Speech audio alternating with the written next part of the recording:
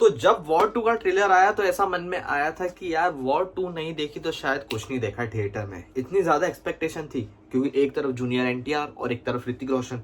But in दोनों को जब मैंने सामने देखा और बड़ी स्क्रीन पे देखा तो मैं देखते रह गया और मेरे मन में बहुत सारा कुछ सवाल उठे। क्या सीरियसली ये इन्होंने दिमाग लगा के मूवी बनाई है? क्या वाकई ये कास्टिंग सही है? कि वाकई ये स्टोरी सही है? कि वाकई अयान मुखर्जी को इसका डायरेक्टर रखना था? कि कायरा अडवाणी को क्यों लिया? क्या करने के लिए? गाना बजाने के लिए? बस इतना ही रोल था?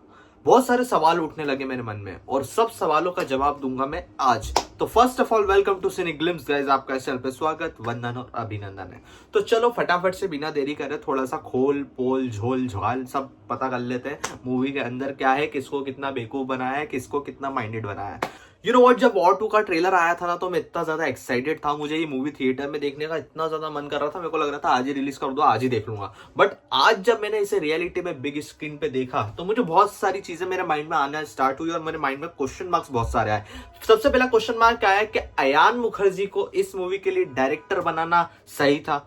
उन्होंने मूवी बनाई है लाइक ब्रह्मास्त्र, ये जवानी ये दीवानी, जो रोमांस के मामले में चलता है वो एक्शन के मामले में कैसे चलेगा? तो इसके लिए मेरा सबसे मन में डाउट आया। वो मूवी देखने के बाद आपका डाउट क्लियर भी हो जाएगा कि वो सही चॉइस थी या नहीं। चलो दूसरा क्वेश्चन मार्क जो मेरे माइंड में आया, क्या ऋतिक रोशन और जूनियर एनटीआर का वैसा यूज करा गया है इस मूवी के अंदर जो एक्चुअली में एक बड़े लेवल पे करा जा सकता था?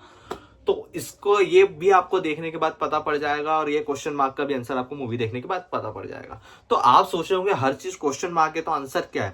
आंसर है कि वो भी आपको मूवी देखने के बाद ही पता पड़ेगा, क्योंकि मुझे मेरा आंसर मिल चुका है और वो आंसर मुझे टोटली डिसअपॉइंटमेंट बोलूंगा इस मूवी से जो मुझे मिली है।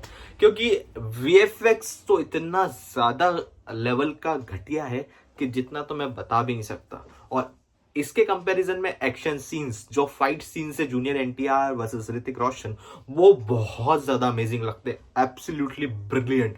But VFX is totally worst और इससे भी भ्रष्ट बना देते तो कोई बड़ी बात नहीं थी। बट इसलिए मैंने सबसे पहले ही बोल दिया था कि डायरेक्टर सही लिया या नहीं, कुछ सोचा समझा था क्या नहीं। चलो प्रोड्यूसर के बारे में बात कर लेता हूँ। वाईआरएफ ये एक स्पाई यूनिवर्स को लेके चलते जा रहे धीरे धीरे, और इन्होंने स्पाई यूनिवर्स को चलाते चलाते इतना ज्यादा कॉमन कर दिया है कि सबकी स्टोरी में थोड़ा ऐसा लगता है सेम सेम सेम मतलब सीन्स आ जाते हैं। कभी कभी स्टोरीज ऐसी लगने लग जाती कहीं से मिली जुली है। तो ऐसी बहुत सारी चीजें हो जाती है जो वाईआरएफ को कहीं ना कहीं, अब वो भी बात सही कि कहानी को कहीं ना कहीं रिलेट करना होगा तब जाके एक यूनिवर्स खड़ा होगा, चलो माना। बट इतना ज्यादा इरिटेटिंग लगने लग जाता है कि यार देखा हुआ है, क्या नया है इसमें? मतलब कुछ रिलेट करने की जरूरत ही नहीं है, नॉर्मल चीज है, देखी भी है, क्या सोचू और क्या दिमाग रहा, वो बिना दिमाग के देख सकता हूं मैं इस मूवी को, कोई बड़ी बात नहीं है। डायलॉग्स, इसमें डायलॉग्स कम मुक्केबाजी ज्यादा है।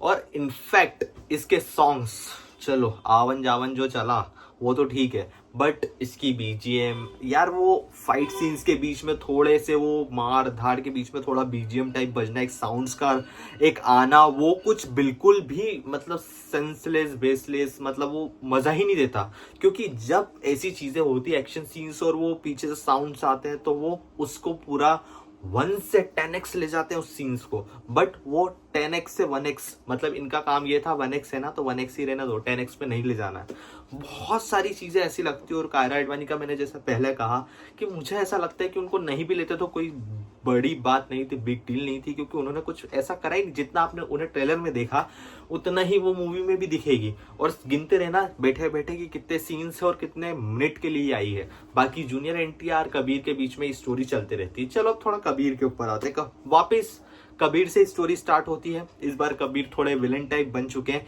एक्स आर्मी ऑफिसर रह चुके हैं ये। अब यहाँ पे इनको कुछ लेना है, बदला बदला जो भी है सब चलेगा, वो तो अपनी जगह है ही।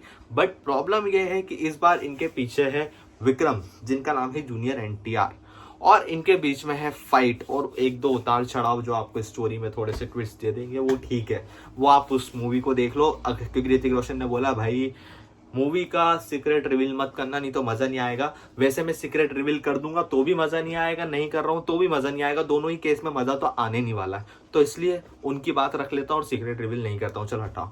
बट आपको एक सस्पेंस के लिए आखिरी में बोला था कि एक मिलेगा वो आपको थोड़ा सा मिलेगा, क्योंकि अल्फा के बारे में बताया गया है और अल्फा का कैरेक्टर भी आपको दिखाया जाएगा इसके लास्ट में। तो उसके लिए आप पैसा देना चाहो तो दे सकते हो, नहीं तो कोई बड़ी बात नहीं है। बाकी अभी मेरे लिए एक सस्पेंस ये है कि मुझे कूली वॉच करना है, देन उसके बाद मुझे इस पे रिव्यू बनाना है। फिर आपसे मिलूंगा मैं नेक्स्ट वीडियो में। जब तक के लिए वॉर 2 की प्लानिंग करके रखी हो और गलती से टिकट बुक कर दी हो तो चले जाओ, वरना अगर नहीं करी है तो देख लेना आराम से, कोई बड़ी बात नहीं है। जितना एक्साइटमेंट बनाया है उतना कुछ है नहीं इस मूवी में खास। देखो तो भी ठीक है, नहीं देखो तो भी ठीक है। बाकी फिर मिलेंगे हम नेक्स्ट वीडियो में, तब तक के लिए जय हिंद जय भारत।